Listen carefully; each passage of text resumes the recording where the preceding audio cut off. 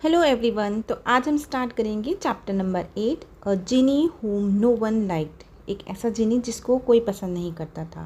तो चलिए स्टार्ट करते हैं इसका एक्सप्लेनेशन। हर चैप्टर को स्टार्ट करने से पहले उसमें कुछ क्वेश्चंस होते हैं, उनके आंसर करके फिर हम चैप्टर स्टार्ट करते हैं। तो आज भी हम ऐसे ही करेंगे। Let's read the questions.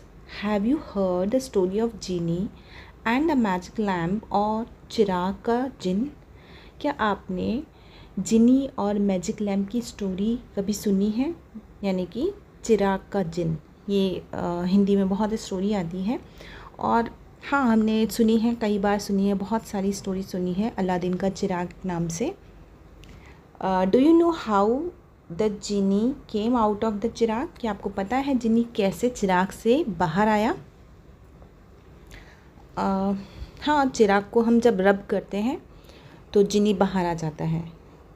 Jini of the lamp is known to fulfil the wishes of people. अब जो चिराग का जो जिनी होता है, यानी कि जो जिन होता है, वो क्या करता है कि लोगों की विशेस को फुलफ़िल करता है। इस नाम से वो जाना जाता है कि लोगों की इच्छाओं को पूरे करता है। Can a genie be ever unhappy? तो क्या एक ऐसा पर्सन, यानी एक ऐसा जिनी जो खुद लोगों की इच्छाओं को पूरा करता है, वो खुद भी कभी अनहैप्पी हो सकता है? Let's find out. चलो रीड करते हैं और पता करते हैं कि ऐसा हो सकता है या होता भी है क्या ऐसा। चलिए स्टार्ट करते हैं chapter. Once upon a time there was a genie. एक बार की बात है, एक जिनी था। बट दिस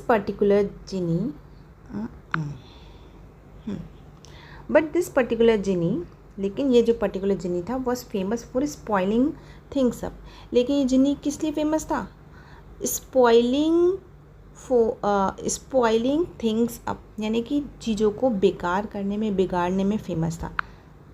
इस जिनी को इस तरह से फेमस था कि वो चीज़ें बिगाड़ देता था।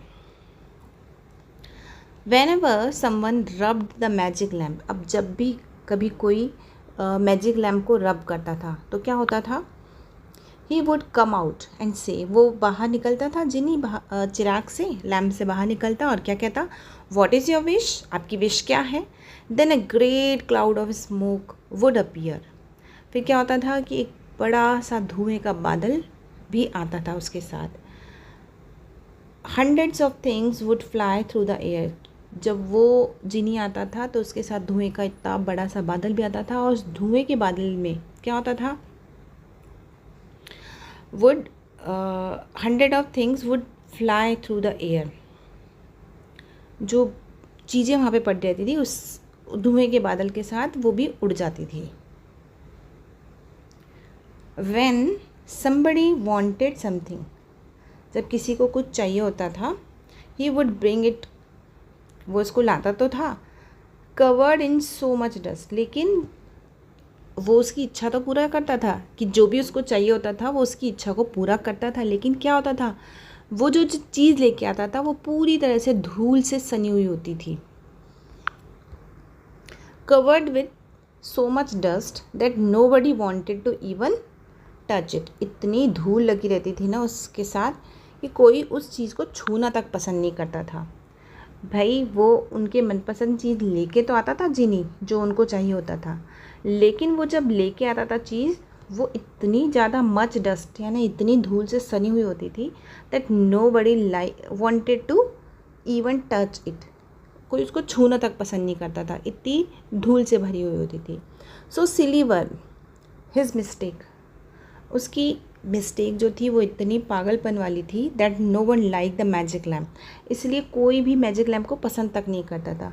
सो the Jini didn't come out for years, इसीलिए जब कोई उसको पसंद ही नहीं करता था, कोई चिराग को रब नहीं करता था, यानी उस लैम्प को कोई रगड़ता नहीं था, और जब तक कोई रगड़ेगा नहीं तब तक जिनी बाहर कैसे आएगा? तो इस तरह से जिनी सालों तक बाहर नहीं आया, क्योंकि कोई रब नहीं, यानी कि कोई उसको रगड़ता ही नहीं था, कोई इसको चिराग को रब करने वाला ही नहीं था, क्योंकि किसी को कोई पसंद ही नहीं आती थी चीज़। इतनी धूल से भरी हुई चीज़ वो लेके आता था कि वो चीज़ पसंद ही नहीं आती थी। चलिए आगे देखते क्या होता है। One day a lonely boy named Pankaj, एक दिन एक बहुत ही अकेला सा लड़का था जिसका नाम था पंकज। फाउंड द लैम्प, उसको वो चिराग मिल गया। He heard the sad cries of the जिनी। अब उसने जब वो चिराग उसको मिला तो उसने रोने की, सैड क्राइज यानी कि दुख से रोने की कुछ आवाज़ें सुनी। So he decided to try to become his friend. अब उसको लगा कि ये बहुत दुखी है, चिराग का जो जिन है वो बहुत दुखी है, इसलिए उसने सोचा कि चलो मैं इसका फ्रेंड बन जाता हूँ। The wish he asked to be granted. The wish he asked to be granted was to be able to enter and leave the lamp. अब जब जब उस लड़के ने, जिसका नाम पंकज था, उसने जब उस लैम्प को रगड़ा तो जिनी बाहर आया और जिनी से उसने क्या विश मांगी कि वो इस लैम्प के अंदर जा भी सके और उससे बाहर आ भी सके। ये उसने विश मांगी और वो उसको विश दे दी गई। जो उसने विश मांगी वो उसको जिनी ने दे दी कि ठीक है, तुम लैम्प के अंदर आ भी सकते हो और जा भी सकते हो। ठीक है, देखते हैं आगे क्या होता है। The genie was happy. अब जिनी उसको टू ग्रांट दिस विश, ऐसी विश देकर बहुत खुश था वो। As soon as Pankaj enter the lamp. अब जैसे ही पंकज को वो विश फुलफिल हुई उसकी, तो उसने लैम्प के अंदर एंटर किया। जैसे ही उसने लैम्प के अंदर एंटर किया, he could see what the genie's problem was. वो खुद देख सकता था कि आखिर जिनी की प्रॉब्लम क्या थी। It wasn't that he was a bad genie. अब ये नहीं था कि जिनी कोई बैड जिनी था, नहीं। It was just that he was untidy. असल में प्रॉब्लम क्या थी कि वो साफ़ सुथरा नहीं था, मतलब अनटाइडी था, व्यवस्थित नहीं था। उसकी जो चीज़ें थी वो अव्यवस्थित तरीके से पड़ी हुई थी। In the lamp everything. अब लैम्प के अंदर क्या था? Everything was throne all over the place. हर चीज़ ऑल ओवर द प्लेस, इधर उधर बिखरी हुई थी। वेदर इट बी ज्वेलरी, चाहे वो ज्वेलरी हो, चाहे वो बुक्स हो, चाहे वो बोट्स हो, चाहे कैमल्स हो, कोई भी चीज़ देख लें, हर चीज़ यहाँ वहाँ बिखरी हुई थी। It was clear. अब ये तो साफ था that the place had not been cleaned for years, कि इस जगह को बरसों से साफ़ ही नहीं किया गया है, तभी तो कोई भी चीज़ अपने ठिकाने पे अपनी जगह पे नहीं थी। Pickup anything and cloud of dust would fly up. आप कोई भी चीज़ उठाओ तो धूल का बादल आपके ऊपर गिर पड़ेगा, यानी कि इतनी धूल भरी हुई थी कि चीज़ों में से उठाने पर ही उसमें से धूल निकल रही थी। चलिए आगे बढ़ते हैं। आगे क्या बोला गया है? Pankaj was surprise. अब जो पंकज था वो बहुत ज़्यादा सरप्राइज था, आश्चर्यचकित था। The Jini felt ashamed and apologised. अब जिनी को बहुत शर्म आ रही थी और वो माफ़ी तक मांग रहा था, मतलब वो बहुत सॉरी फील कर रहा था कि मैंने इतनी गंदगी मचा रखी है, मैंने कोई चीज़ साफ़ ही नहीं की।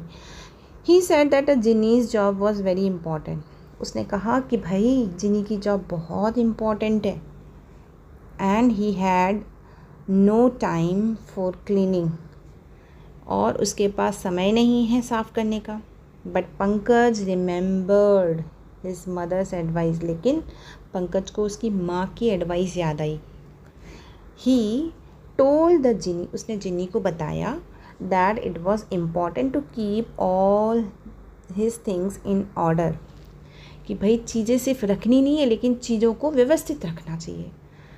तो उसको अपनी माँ की बात क्या याद आई और उसने जिनी को क्या बताया कि ये भी उतना ही इम्पॉर्टेंट है कि हर चीज़ों को सही जगह पर रखा जाए। And so they decided to give the place a good clean. सही जगह से सही जगह पर प्लस सही तरीके से रखा जाए, इसीलिए उन्होंने क्या डिसाइड किया कि एक अच्छी सी सफाई करेंगे। सबसे पहले तो पूरी जगह की अच्छे से सफाई करेंगे। It took them quite a few days. अब सफाई करने में उनको कुछ दिन लग गए। पूरी जगह की सफाई करने में कितने दिन लग गए? कुछ दिन लगे। व्हेन दे फिनिश, जब उन्होंने सफाई पूरी फिनिश की, एवरीथिंग वॉज ग्लीमिंग। हर चीज़ चमक रही थी। And in its correct place. हर चीज़ चमक भी रही थी और हर चीज़ अपने सही जगह पर रख दी गई थी। Now it was very easy. अब कितना आसान था टू फाइंड, चीज़ों को ढूंढना। What ever gift was asked for. जो भी चीज़ मांगी जाती थी या गिफ्ट मांगा जाता था, जब जिन को बुलाया जाता था रब करके। तो कितना आसान हो गया जिन के लिए कि चीज़ों को फटाफट पिक किया और लेके गए, and get it without breaking anything. और ना ही उसमें कोई चीज़ तोड़ फोड़ हो रही थी, क्योंकि अगर जगह पर नहीं होती है तो हमें ढूंढने में ही टाइम लग जाता है और उसमें चीज़ें टूट फूट जाती है। तो अब चीज़ें जगह पर थी, इसीलिए किसी को कोई परेशानी भी नहीं थी।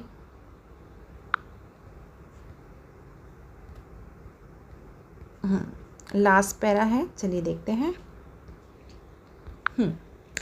And so the genie began to be respected. अब जिनी को सम्मान दिया जाने लगा वापस। पहले लोगों ने जिनी को बुलाना छोड़ दिया था, अब वापस उसको सम्मान दिया जाने लगा। And liked once more. अब एक बार फिर उसको पसंद किया जाने लगा। He learn that nothing great can be achieve without order and cleanliness in all things. अब उसने ये लेसन लर्न कर लिया था, उसने सीख लिया था कि कुछ भी हम अचीव नहीं कर सकते हैं जब तक कि हम चीज़ों को व्यवस्थित नहीं रखते हैं, प्रॉपर प्लेस पर नहीं रखते हैं, सफाई के साथ चीज़ों को नहीं रखते हैं, तब तक हम कुछ भी अचीव नहीं कर सकते हैं। तो चलिए, एक्सप्लेनेशन पार्ट फिनिश हो गया है। इसके क्वेश्चन आंसर्स और एक्सरसाइज हम नेक्स्ट वीडियो में करेंगे। आप हमारे चैनल को सब्सक्राइब कर लीजिए अगर आपने सब्सक्राइब नहीं किया है। Thanks for watching.